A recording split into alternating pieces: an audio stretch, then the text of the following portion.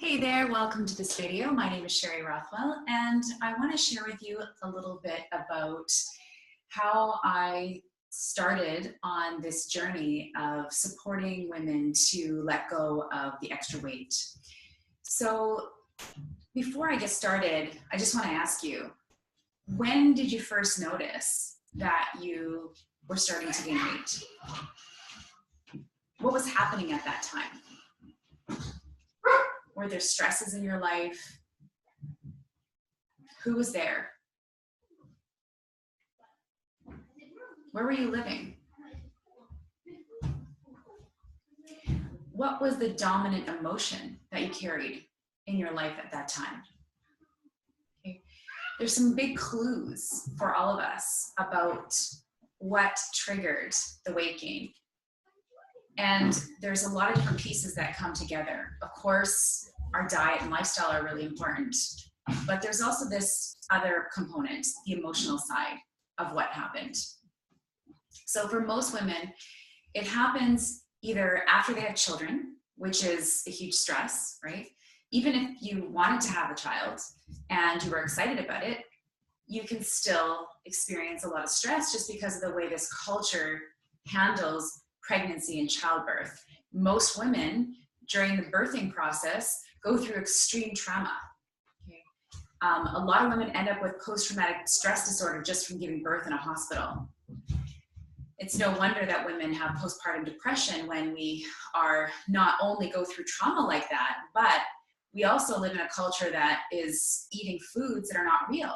And so we're deficient in the nutrients that keep us feeling happy, right? So if you don't have enough protein in your diet, and if you're not getting enough essential fatty acids, that's just a recipe for hormone imbalance and depression. Okay, so besides the fact that it's just a stress on your body, a new stress that you maybe never experienced before, there's all these cultural things that go into cause you to go into a state of intense stress and increased cortisol. Okay. I'm going to be showing you well, not showing you, I'm going to be on a webinar with you very soon explaining the science behind this. But essentially, when you have high cortisol from stress, it really also raises your insulin. And when your insulin is raised, it makes it really difficult for you to have any ability to access stored fat. Okay, so any trigger of stress in your life can be also a trigger for the inability to lose weight or for a sudden weight gain. Okay. So for some of us, it is the pregnancy so it's the stress of the pregnancy that causes the inability to lose weight. And for some, and I've been actually like everything I'm going to talk about, I've actually experienced. So after I had my first child, I gained weight and I was not ever able to go back to my normal pre-pregnancy weight. Okay. Then I went through what I believe a lot of women go through, and it's many, many years of the chronic stress of struggling with relationship issues, issues around money, issues around living my passion, feeling stress between thinking that I couldn't do that and also be a great mother, all these stresses that compounded over time, okay? They're chronic. They're things that you feel like you can't get away from because you feel like if you make decisions about them and change things, that there's consequences that you're not ready to face. And so we stay in the state of chronic stress and never change anything. And then our cortisol continues to stay raised and we can't access that stored fat. Okay, now some of you may have gotten almost to 40 or to 40 with even despite pregnancies or stresses that it wasn't enough to trigger insulin resistance. And you were able to maintain your weight through the years, but then you hit 40. And as you go towards 40, a lot of different things happen.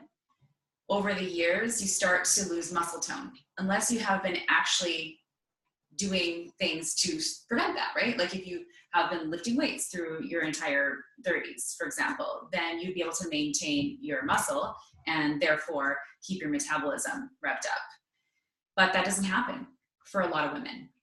I know after I had my babies, I knew I could have, if I wanted to, worked out to have the, to get back to my pre-pregnancy size, but I wasn't attracted to that. And I kind of just accepted that I was going to just kind of sit there with that extra 15, 20 pounds. And I was just like, okay, this is just what has to happen. I'm not the kind of girl who wants to go to the gym. So therefore, I guess I just have to accept this. And what was so, weird for me about it was that it didn't make any sense because I had always just eaten a whole foods diet. So it wasn't like I, had gained this weight from being pregnant and thinking it was an opportunity to binge eat because I was going to get fat anyways. I know sometimes women think that. I never did that in either of my pregnancies. I intended to eat even healthier than usual because I had the consciousness I'm basically growing a baby inside of me. So of course I'm going to eat as healthy as possible, if not healthier than ever, right? So I couldn't understand why I would be eating a whole foods diet, better quality probably than ever, because over the years being a nutritionist, I just keep learning more and more, right? So it was really frustrating for me. I just felt like I was in a state of futility. Like there's, if I can't maintain a healthy weight, like how could anyone, right? I also felt some shame around it, right? Because I felt like I need to be an example. As a nutritionist, people have higher expectations of people who obviously work in the field as a nutritionist or a dietitian or a fitness instructor or a personal trainer, right? People have high expectations of you. And it makes sense, right? Why would you go to somebody to get advice who visually looks like they're not following their own advice, right? So to some degree, I kind of just like accepted it because I kind of felt like the approach that I was taking to nutrition wasn't really about body image. It wasn't really about how you looked. So I didn't attract people, I don't think, who were super focused on that. So obviously I was able to maintain my career as a nutritionist without looking like, a supermodel. And that's not what I'm saying that, you should come to me for to look like a supermodel, or that that's what I'm trying to, help you attain that body. Okay, obviously supermodels are women who are often starving themselves and they are not necessarily healthy and they are photoshopped, of course, right? So that's not what we're trying to attain here. But each one of us has a certain body weight that we're really comfortable at, that gives us the feeling that when we walk into a store, we can put anything we want on our bodies and we'll feel good in it, right? There's certain clothing right now that you might be wanting to wear and you're not letting yourself because it's not, the clothes don't fit you and they don't look good on you or whatever. And so maybe you're just wearing stuff right now that makes you feel frumpy. Okay.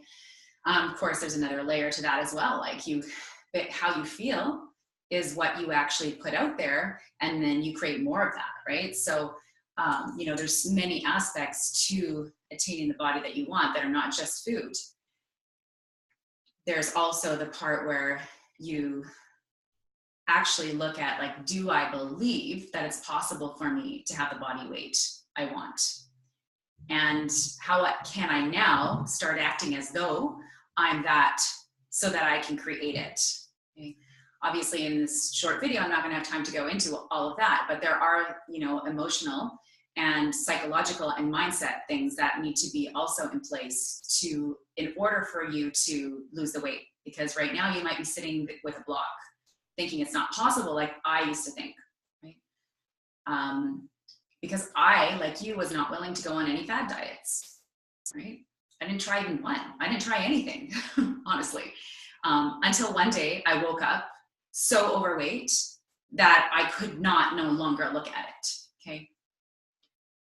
So one day I woke up 176 pounds at the height of 5'3" and 3/4, okay? So I'm not even 5'4". And the part that's so crazy about it is that I did not notice. I just simply did not notice that, stretch from 155, which was the weight that I had maintained since having babies. Okay? My natural weight, my natural healthy weight where I can wear anything I want is 125 pounds. Okay? So I accepted being 155. And then I literally one day noticed that I was 176. And the only reason I noticed it was because I got on a scale at my mom's house.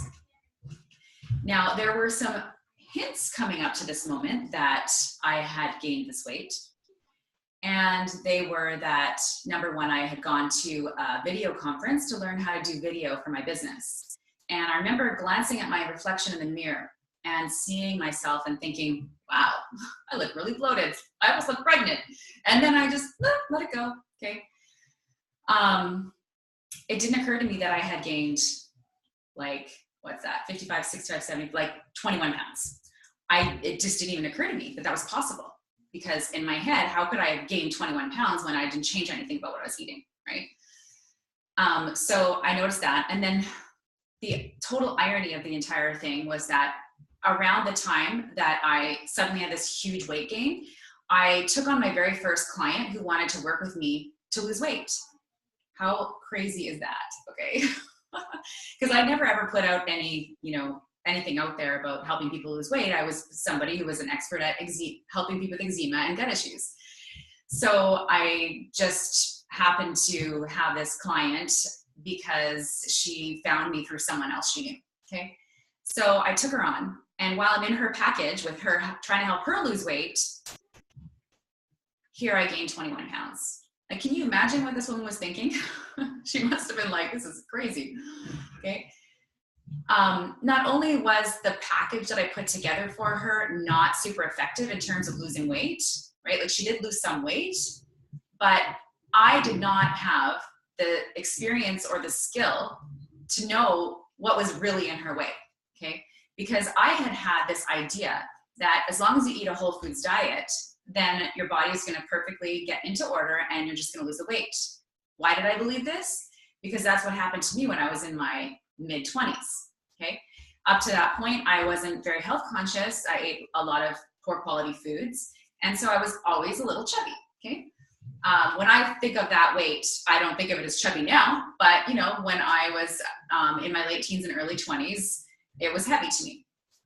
So I got health conscious. I switched from the standard North American diet to a whole foods diet. So that meant that everything that it was in my house and in my kitchen was a real food. It wasn't a product in a box. It was real food. And just lost the weight effortlessly, just on the account of choosing to eat healthy. So I made the assumption that that is the solution for everyone because that's how it worked for me. Now, here's the difference between me being in my mid-20s and working with this woman who was in her 60s, okay? My metabolism wasn't damaged yet, right? Because although I had been a person who was obsessed about my weight in the past, I hadn't done a ton of major dieting, okay? This person was pre-diabetic and in her 60s. So there's no way me putting her on a whole foods diet with rice and lentils and letting her have bread, okay, even if it was the best quality bread on the planet, would ever get her in the state of balance that she needed to be able to lose that weight and then later be able to include some bread back in her diet without gaining weight, okay? There's no way. So I just really had this I don't know, it's almost like this all happened for a reason. Although at the time, I never would have imagined that I would ever be working in the area of weight loss. Although, interestingly enough, people would often ask me to do seminars or teleseminars. I was actually interviewed for a summit of weight loss experts, along with other famous ones. And I was like, I don't know why you want me to talk about this, but okay, I will. So I gave my perspective on the first step. And yes, the first step remains the same. You do have to eat real food. You can't be eating processed foods and going on these crazy diets that use shakes and chocolate bars that are like protein bars and things like that. That's obviously not going to do it for the long haul. Sure, you can force some weight off doing any diet, that's for sure. But obviously, they're not going to make a difference for you long term. And there's a lot of problems that people develop from going on these diets. And they can have like really bad side effects. So not only do the results not last, but you can end up less healthy just from having done a crash diet like this, or a so-called medical diet that's all based on not real food. So I really feel like I kind of ate my words, right? When I woke up one day, 21 pounds heavier. So I went from thinking that the solution was just eating whole foods to obviously that no longer working for me. And I was pushing 40, right? This started happening sometime around the age of 37, 38, I'm not exactly sure. So I literally was in denial. I was at my client's house and she had a scale in her bathroom. And I thought, oh, I'm just gonna check and see how much I weigh. Because this is in the back of my mind, like, you know, that I looked pregnant when I was in Vegas for that video conference. So I stepped on the scale and I saw 176. And I was in such denial, I still did not even believe that. I had the thought, wow, this woman is pretty kooky. She actually turns the scale up to punish herself. Okay? Where I got that idea was because I heard it from my mom or my aunt or someone, a friend of my mom's, that they did that to themselves when I was a little girl. So I got some of that influence of like being concerned about my weight from my family. So anyways, it's ridiculous, okay? So another month or so goes by, I go to my mom's house for dinner. Again, I'm exposed to a scale because I never kept one in my house. I get on the scale and I see the number again.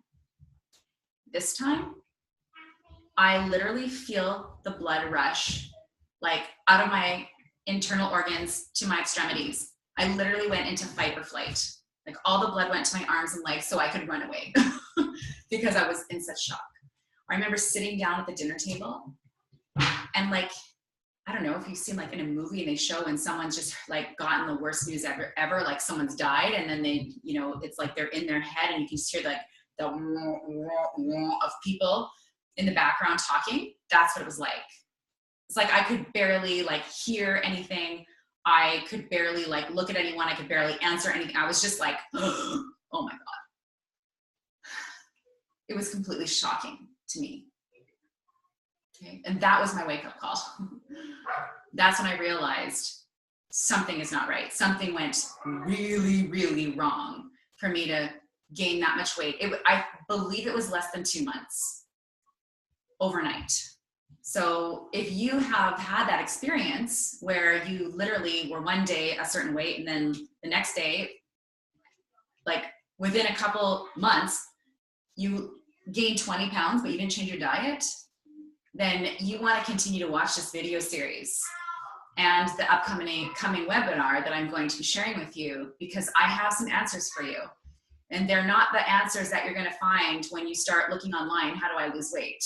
How do I, you know, lose, I don't know, everything out there is how to lose 15 pounds in 21 days. Okay. All of that information that's out there is not going to have the answers for you. But I believe you're going to come to find that as you continue to watch this video series and listen to the webinar, you're going to find the answers to why you suddenly gained weight. You're going to find the answers to why you were not able to lose the postpartum weight. You're going to find the answers to why you haven't been able to maintain your weight as you've moved into your 40s and beyond. All right, so I really look forward to connecting with you in the next video, where I'm going to share with you why I gained that much weight so quickly and share with you some of the things that were going on to put all that together to make it so that it happened so quickly. Okay? And you're going to find that you're going to hear things in there that are going to give you clues for what's happening with you. All right? So thanks for watching, and I look forward to seeing you in the next video. Bye for now.